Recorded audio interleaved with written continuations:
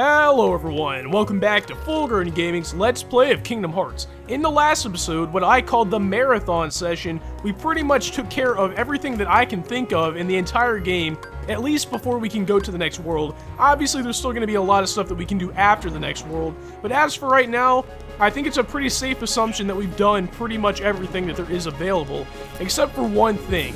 There are actually a couple of things, now that I think about it. The Vines minigame in the Deep Jungle I did not complete because I had so much fun with the sliding minigame, I thought I would give it a rest with the Deep Jungle for a while. And the other thing that I can think of right now is that Neverland, the treasure chest in Neverland that had a Dispel G in it that I was unable to get that one time, I knew I was going to forget to go back and get it, and even in the last episode when I went back to Neverland for all that other stuff like the Yellow Trinity and all that, I forgot to get it again. And I'm going to Neverland right now, but not to get that treasure chest. I'm actually going to Neverland because after we beat Neverland, in whatever episode that was, it opened up the next, world, and I kind of glossed over the fact that we had to go back to Traverse Town after beating Neverland to open up this next world to be able to go here. If you beat Neverland and without going to Traverse Town afterwards to talk to Sid, you can go here sort of, but it won't work. And I probably should have shown what happens if you try it, but maybe I'll record that and put it in a bonus episode or something like that. It's not really all that great or anything, but it is part of the game and I probably should have shown it. But anyway, let's go ahead and do a normal drive to this next world, which, ominously enough, has a really, really high battle level.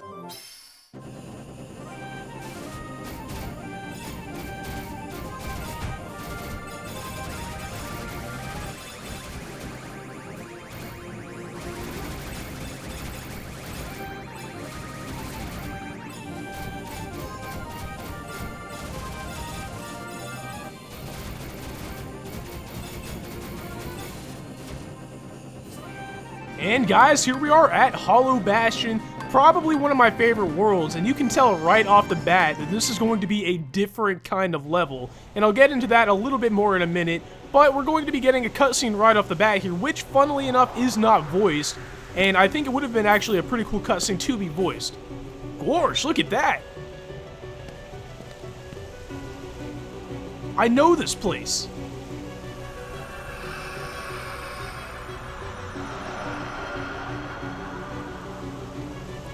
That's strange. I wonder why I feel this warmth inside, right here. Aw, you're just hungry. Hey, I'm serious. And that roar in the distance actually sounds pretty serious as well. And what enemy, or what, actually it's not an enemy, what being from the Disney universe do we know that roars? I'm not going to spoil it, we'll be getting into it in just a minute, but speaking of roaring and creatures, there is actually some Dalmatians back here which probably aren't roaring too much, but down there under the water there's actually a treasure chest that we will be getting just in a minute actually, but for right now, that might look kind of weird and be like, why is there a treasure chest under the water? And furthermore, how am I able to walk on the water? So that's kind of weird in the first place. And also the waterfalls are flowing upwards, so that's also kind of weird. Now these over here, these bubbles, you can actually freeze and you can stand on them, which I've always wondered why those particular, two bubbles are there. And I guess it's so you can come get this treasure chest up here, but you can also get up there, from right here. So I'm not sure why those are there, but my theory really is that they wanted you to see those bubbles right off the bat, so that you would know that bubbles are like an important part of this level, and they actually kind of are, especially later on. But if we come over here, hopefully I can make this jump, by the way. I always fall off. Maybe I should just play it safe and go ahead and freeze the bubble. That bubble that I just froze, by the way, is actually one, and now I'm not going to say an important bubble because it's not like you have to do it to beat the game or anything, but if you jump in there, that is actually the bubble that will allow us to go under the water and get that, treasure chest right there that I was just talking about. And it appears that the bubbles actually appear at, or, serve as sort of like a helmet almost. And I'm not sure how long they last, but obviously you guys can see that they just ran out. So I'm not, like I said, not sure exactly how long they last, but I'm guessing maybe 5 or 10 seconds. So when you get under there, you really don't want to dilly-dally unless you want to have to run all the way back just to, get back up here to get in the bubble again. I can't really remember any more times where time would really be a factor when you're down there in the bubble, helmet, but that's probably the one time that you want to be really careful. Now, that platform right there, I know for a fact, will, you know, initiate a cutscene. And I'm hesitating because I want you guys to really pay attention to this cutscene if you are any sort of fan, you know, of the plot line of this game or anything. I know this was probably my favorite cutscene when I was a kid, so without further ado, let's get right into this awesome cutscene.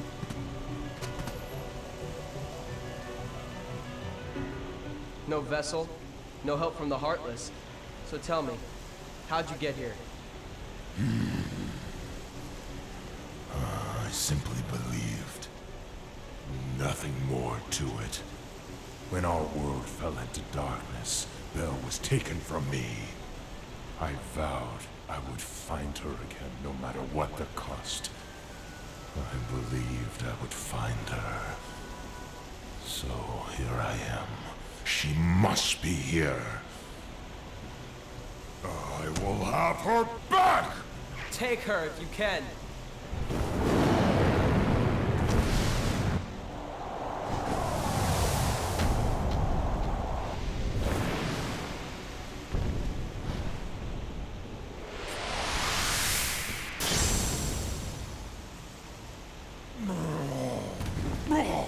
Stop! So, you finally made it. About time. I've been waiting for you. We've always been rivals, haven't we? You've always pushed me, as I've always pushed you. Riku! But it all ends here. There can't be two Keyblade Masters. What are you talking about? Let the Keyblade choose. Its true master.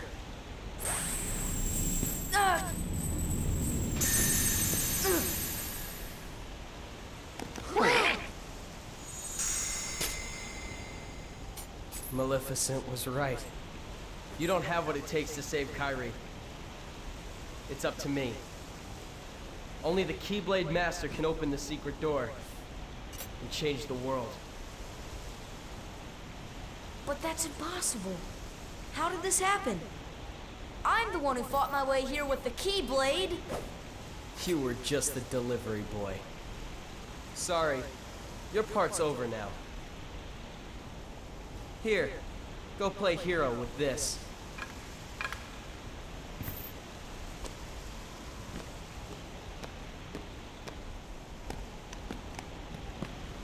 Goofy, let's go.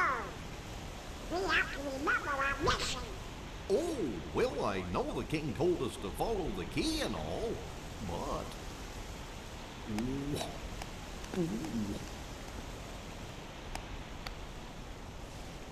Sora, sorry.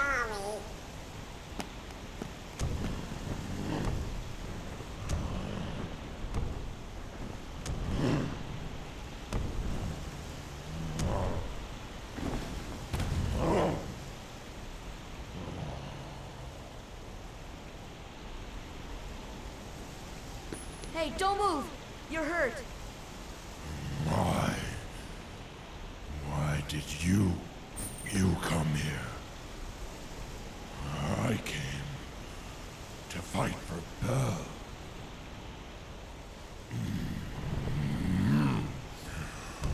And though I am on my own, I will fight.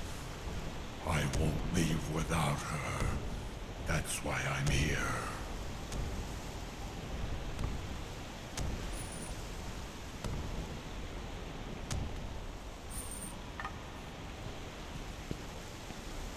Me too. I'm not gonna give up now. I came here to find someone very important to me.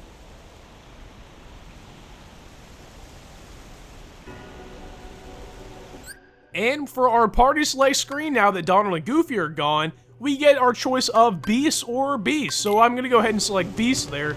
But I cannot believe that cutscene, you know, just everything that happened in that cutscene. And by the way, there is a treasure chest over here. I just could not believe the first time I played the game, and since even Sora mentioned it, we fought through the entire game so far, and the Keyblade's just like, oh, you know, I think Riku has a stronger heart now, so I'm gonna go ahead and go with Riku. The thing is, it wasn't just Sora that had a rivalry with Riku. It was pretty much anybody that played the game had a rivalry with Riku, and I'm going to go ahead and take care of these guys real quick. By the way, it might be kind of important to notice that you can't hurt the Heartless if you don't have a Keyblade, or Sora can anyway. It doesn't seem like Beast has any trouble, but you can actually, well, I guess you can use magic, but the wooden sword doesn't hurt them at all. So it's going to be a little bit weird trying to take care of enemies in certain areas, especially because you can't open treasure chests without killing all the enemies, but I'm going to go ahead and speed it up and try to make the most of it. Man, Beast actually took them all down in one hit. That was kind of cool. But yeah, that cutscene, not everybody, I mean, everybody was, kind of a rival of Riku's. It wasn't just Sora. Anybody that played the game felt that, we were trying to be better than Riku in some ways. And I felt anyway, I don't mean to speak for everybody, but the fact that Riku was able to get the Keyblade like that was just not maddening or anything, I'm nothing crazy, but I just couldn't believe it. And another thing, above all else actually, I cannot believe that Donald and Goofy actually left us for Riku like that. Especially, well, it looked like Goofy was like, oh, sorry, I mean, we really just have to because of King Mickey. But Donald was like the first one to suggest even leaving. So overall, I could not, I was just astounded the first time I saw that cutscene. And it really actually kind of got to me. And basically what happened was, I think I beat the rest of the game in one sitting after I saw that cutscene, because I could not let that cliffhanger happen like that. But over here, there is I believe is a Tornado G, or a Mithril, yeah. Up here, I know this for a fact is a Tornado G, and to my right, there's going to be yet another Tornado G. I always thought it was kind of funny that they give you a matching set of Tornado Gs like this. This should be the right-oriented, Tornado G. There we go. There are several treasure chests in this game, or not this game, this level, that are a little bit, weird to get that I'll be showing you. And speaking of weird, you can actually release these crystals right here, which make that, and there's another one right next to you that you can see, which you release by doing this crystal over here. I don't know what the point of this is, actually. I guess it's so that you can jump across, but I don't know why that's necessary when I can just glide across. It might be used later on in the level, I don't really remember, but I don't remember those being really all that necessary.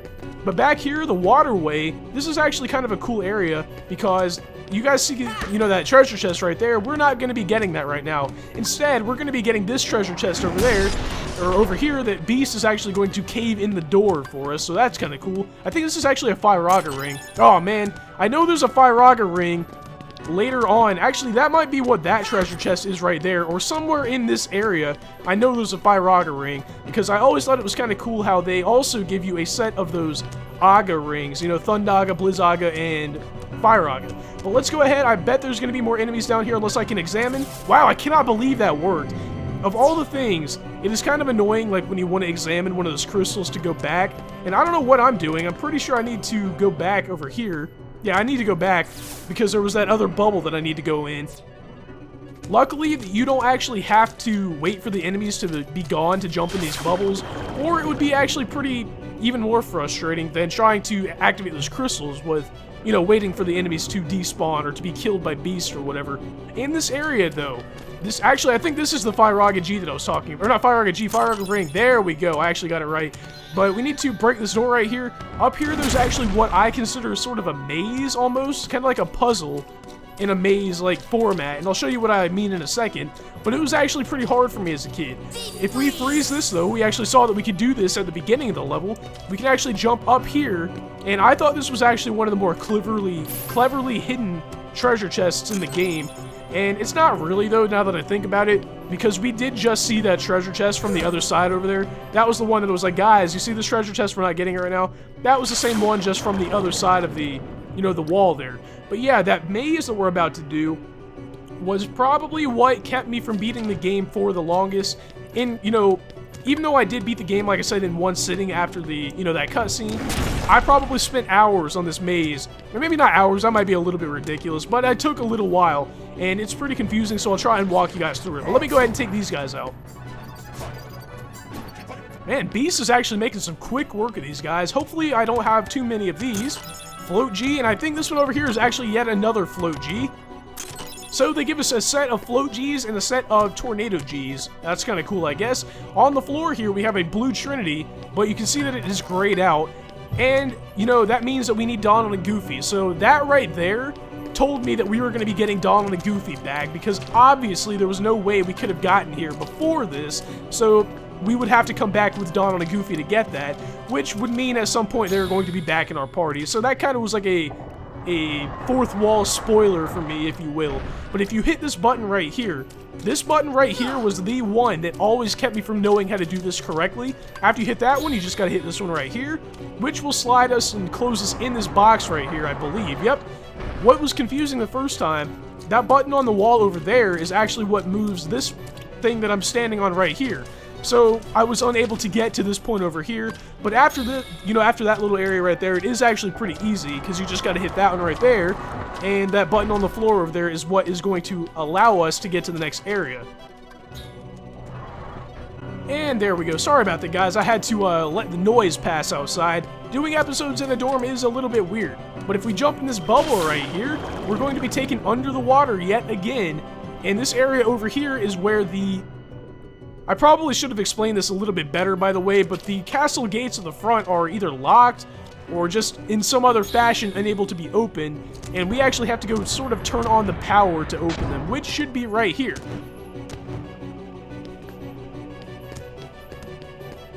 Now look at that innocent-looking button right there. That button is the one that will allow us to open the castle gates at the front of the castle, but if we walk forward, a defender, which is the name of this enemy, spawns, and that's actually a pretty tough enemy to beat. So let's see if Beast can take him out. See ya! See ya! See ya!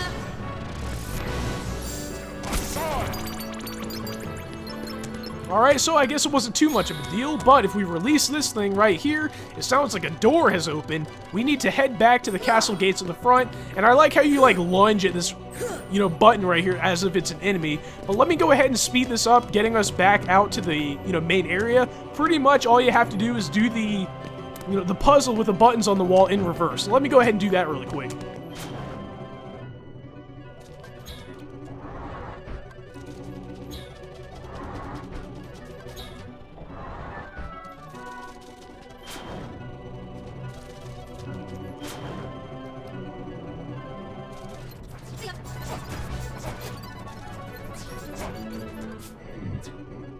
Alright, I went ahead and got us pretty much all the way back out to the castle gates, and I'm not sure, by the way, if you have to do the puzzle exactly in reverse, or if you just have to hit that one that opens that one part of the gate. I probably should have shown that, but I don't remember, being too hard to get out of there.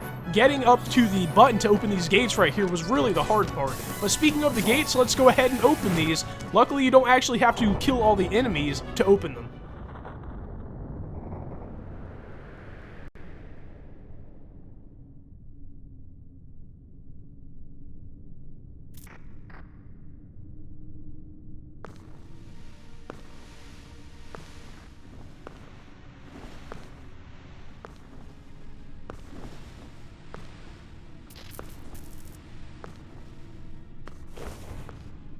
Oh, purest of hearts, reveal to me the keyhole!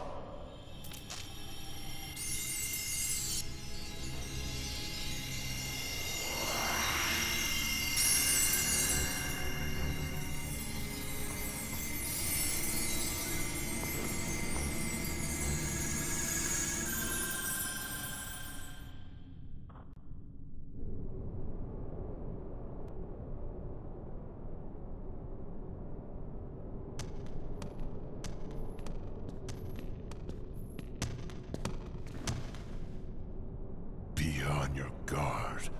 They're close. I can feel it. Are you ready for them?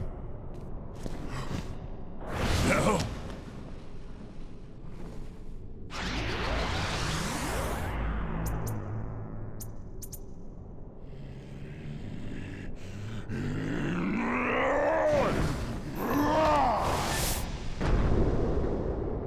Quit while you can.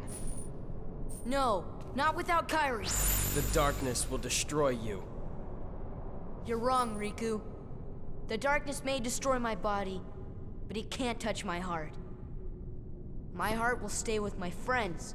It'll never die. Really? Well, we'll just see about that. Ah! Sora Sora ain't gonna go anywhere. You'd betray your king? Not on your life. But I'm not gonna betray Sora either, 'cause he's become one of my best buddies after all we've been through together. See you later, Donald. Could you tell the king I'm really sorry? Hold on, Goofy! We'll tie them together! Well, you know, all for one and one for all. I guess you're stuck with us, Sora. Thanks a lot, Donald, Goofy. How will you fight without a weapon? I know now I don't need the Keyblade. I've got a better weapon. My heart. Your heart? What good will that weak little thing do for you? Although my heart may be weak, it's not alone. It's grown with each new experience, and it's found a home with all the friends I've made. I've become part of their heart just as they've become a part of mine. And if they think of me now and then, if they don't forget me, then our hearts will be one. I don't need a weapon. My friends are my power. What?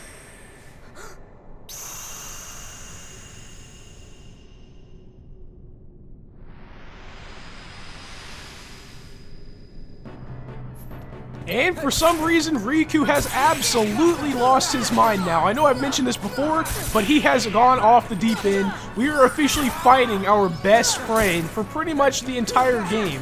The one that we set out on this awesome adventure with, the one that we thought we were going to be finding our mutual friend with, he is now our enemy.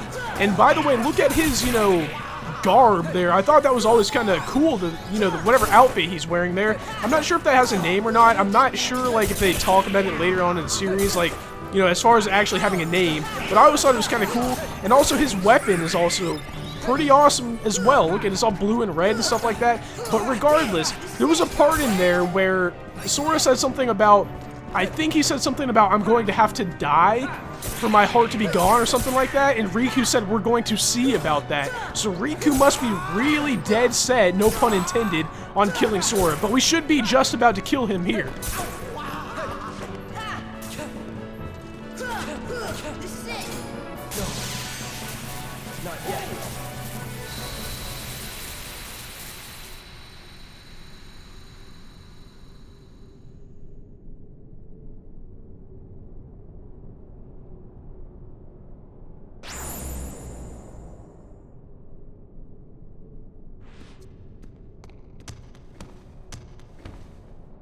So, your heart won this battle.